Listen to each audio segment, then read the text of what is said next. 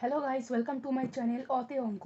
আজকে কোশ্চেনে আছে 2x - 1 whole square plus 3y - 1 whole square equal to 0।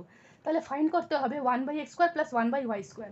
দেখো, এই দুটো আলাদা আলাদা টার্ম, বাট টার্মের কি আছে, স্কোয়ার আছে। স্কোয়ার কখনোই নেগেটিভ হয় না, স্কোয়ার সবসময় পজিটিভ হয়। তাহলে দুটো স্কোয়ারকে যখন আমি অ্যাড করছি তাহলে আমার জিরো আসছে। এর মানেটা কি, এরা ইন্ডিভিজুয়ালি জিরো। কারণ কি, আমি তো বললাম স্কোয়ার কখনো নেগেটিভ হয় না, স্কোয়ার সবসময় পজিটিভ হয়। দুটো পজিটিভকে অ্যাড করলে কখনো জিরো আসবে? কখনই আসবে যখন তারা নিজেরা ইন্ডিভিজুয়ালি জিরো হবে। এর মানে আমি কি ধরে নিতে পারি, 2x - 1 equal to 0 and 3y - 1 equal to 0। তাহলে এখান থেকে x এর ভ্যালু কী পাওয়া গেল, 1/2, আর এখান থেকে y এর ভ্যালু কী পাওয়া গেল, 1/3।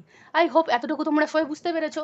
এরপর আমি কি করব, 1/x এর স্কোয়ার প্লাস 1/y স্কোয়ার এর ভ্যালু আমাকে বার করতে হবে, ঠিক আছে? তাহলে আমি x এর জায়গায় কী লিখবো, 1/2 তার হোল স্কোয়ার, প্লাস y এর জায়গায় কী লিখবো, উপরে আছে 1/3 স্কোয়ার, এটা লিখবো আমি, ঠিক আছে? এরপর আমি কি লিখবো, 1 এর স্কোয়ার করলে 1ই আসে, 2 এর স্কোয়ার করলে 4 আসে, প্লাস এরপর আমি লিখবো 1/3 এর স্কোয়ার করলে আসে 9। এবার দেখো, এটা তো একটা ফ্র্যাকশনে যেটা সব থেকে নিচে থাকবে সেটা উপরে চলে যাবে, ঠিক আছে? তো কি হলো, 4 + 9 করলে হলো 13।